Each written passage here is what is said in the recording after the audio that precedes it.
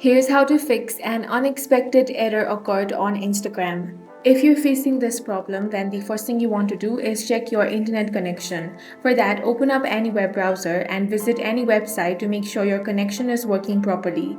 If the site does not load, you want to turn on the airplane mode. After a couple of seconds, you again want to turn off the airplane mode. You can also switch between Wi-Fi and mobile data to see if that fixes the issue. Next thing you want to do is make sure to turn off any VPN. In some cases, turning on VPN can cause this problem.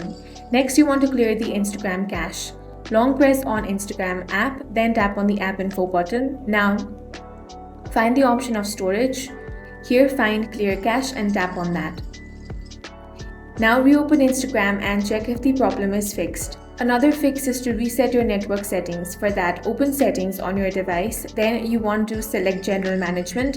Here tap reset, then select reset network settings. Follow the on-screen prompts to reset your network configuration. After the reset is complete, reconnect to your network and try Instagram again. Finally, you want to make sure Instagram is updated to the latest version. To check, you want to open the Play Store or App Store. Now search for Instagram.